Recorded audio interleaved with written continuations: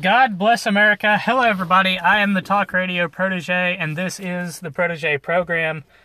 Good news on the tax reform front. Senator McCain has pledged his vote for the bill. So we're going to get into a couple of the points that are brought up in this CNBC column that talks about the issue. Mostly, we're not going to be talking about John McCain.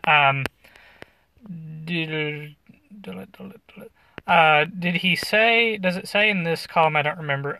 Let's just get into the Republicans that are considered holdouts in by CNBC here.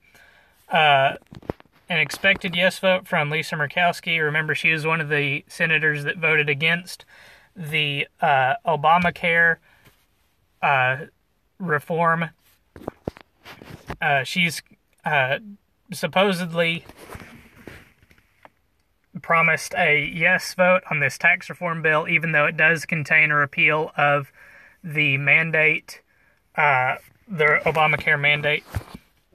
The holdouts that CNBC lists are Bob Corker, James Lankford, Jeff Flake, Susan Collins, Ron Johnson, and Steve Daines.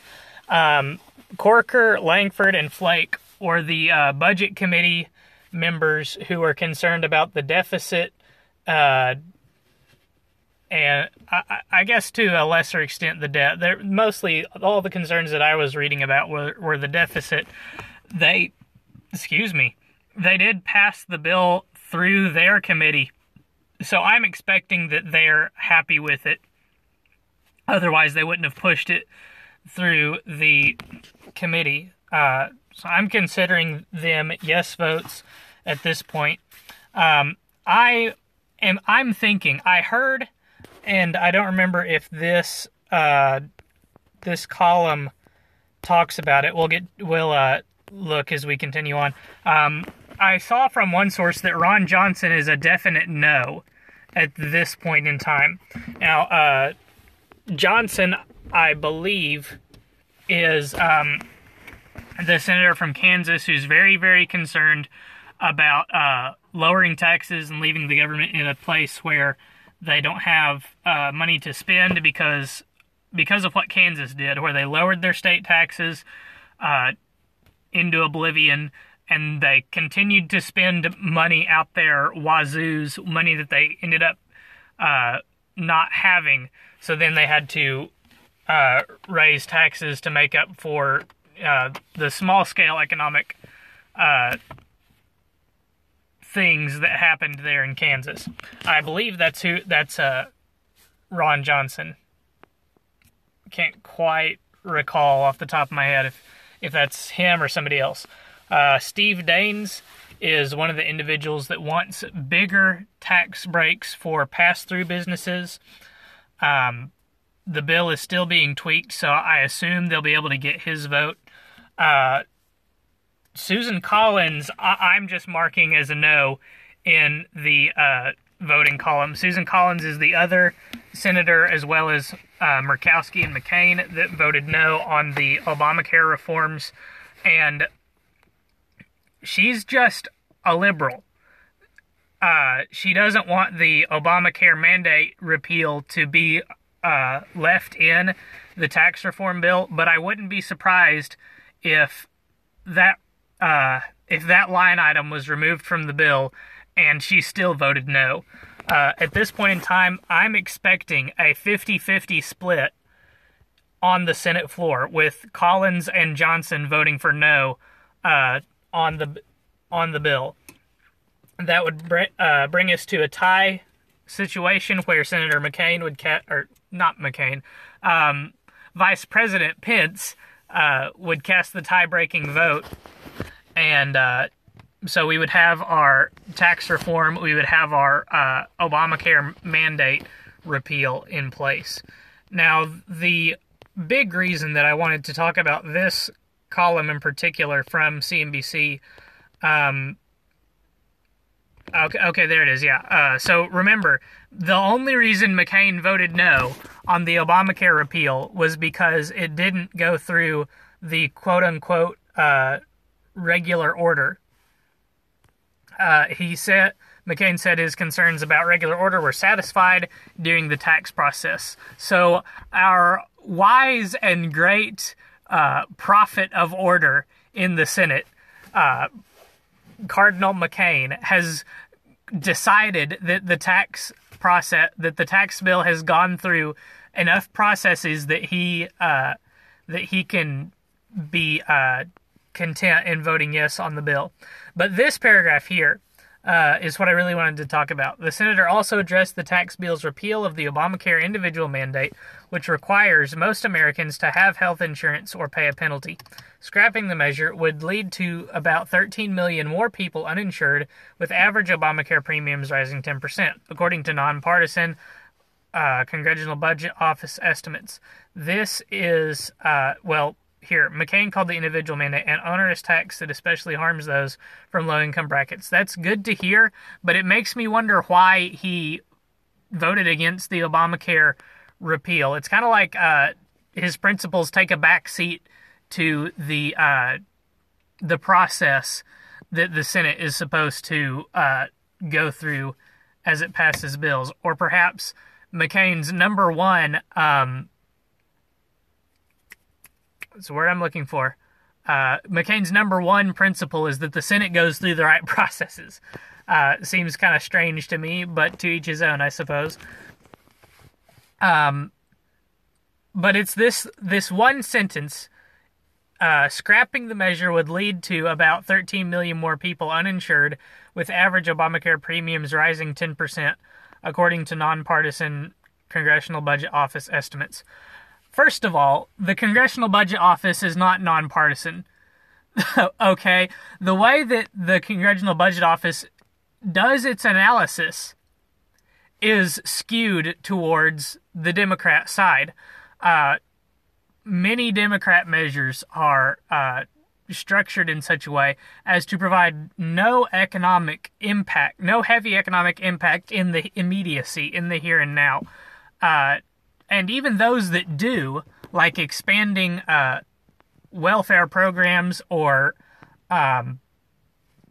bailouts or economic stimuli, even those, which ought to receive negative ratings from the Congressional Budget Office, even those are allowed to continue forward. The Congressional Budget Office is solely in place to dissuade Republicans from passing their own bills, because the only people that are concerned about CBO estimates are the Republicans. You know, we had one Obamacare reform written and sent to the CBO, and ostensibly the thinking was that the strategy of McConnell was to send that bill to the CBO, get the report back, and then write a new bill such that the CBO would have to score the Obamacare bill positively. So the Republicans are the only ones that care about the CBO scores, and the CBO always scores Republican bills poorly. So this is not a nonpartisan office. It needs to be done away with, in my personal opinion. Average Obamacare premiums rising 10%. Obamacare premiums are up thousands of percent since 2008, so an extra 10% means jack squat, in my opinion. But perhaps this is something that people like Susan Collins are worried about. What really ticks me off about this sentence, though, is scrapping the measure would lead to about 13 million more people uninsured. Ask the question. This sentence breaks down when you ask the question. Why are those people uninsured? Why would they be uninsured? If they have insurance now, and we repeal a law that makes it illegal for them not to have insurance, after the repeal of that law, they now do not have insurance. What does that mean? What must have happened in order for them to not have insurance? Because the mandate is not... The mandate is that people must have insurance. The mandate is not so much that the insurance company must provide insurance that these people can afford. The mandate is that they must have insurance. So if a mandate exists that I have health insurance and I don't want health insurance, say I'm one of the 13 million people that will become uninsured. If I don't want my insurance and the mandate that I have the insurance is lifted, what's stopping me from allowing my insurance to expire? This is the real issue behind this sentence. It's why it ticks me off. It's the assumption that the mandate exists. Therefore, the 13 million people that will allow their insurance to lapse when the mandate is repealed want their insurance and can do nothing to hold on to it once the mandate is repealed. Do you see how ludicrous that sounds?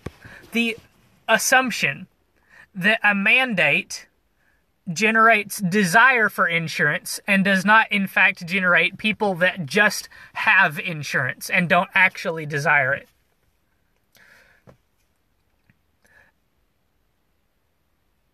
Think about it this way. I know there's a lot of people in the YouTube sphere that are not fans of religion, so think about it with a religious sense. If there was a mandate that everyone in the United States of America would attend church at a Christian denomination on Sunday, and the line was scrapping the mandate that everyone attend worship services at a Christian church on Sunday will lead to 13 million more people out of the church force. Would the assumption be that those people want to go to church, but now they can't because there's no mandate? Or would the assumption be those people never wanted to be in church in the first place, and now that they're not mandated to go, they're not going? That's the reality to this situation. Sure, there's probably some people that will lose their insurance and then not be able, and maybe won't be able to get it, because there exists no more mandate. But I guarantee you, the vast majority, I'm willing to say 95% of this 13 million number is going to be people that have insurance that don't want it, and as soon as this mandate is repealed, they will allow their insurance to expire. They won't even go in and cancel their insurance, most of them. They'll just allow it to expire, and they won't re-up for insurance, and that will be people that are uninsured.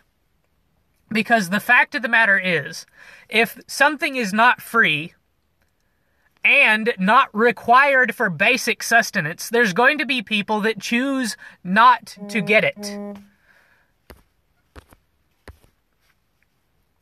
The fact of the matter is, if something is not required for life and you're not required to have it by some arbitrary government measure, you're not going to purchase the thing if you don't want it. There's going to be people that don't want it and are not going to purchase it. That's all I have to say for this one. I hope that you guys enjoy it. I hope that you'll leave a like and subscribe. Hit the bell for notifications so that you don't miss a single video, because I'm uploading every single weekday so far without interruption. Your support is greatly appreciated. Until next time, good night and God bless.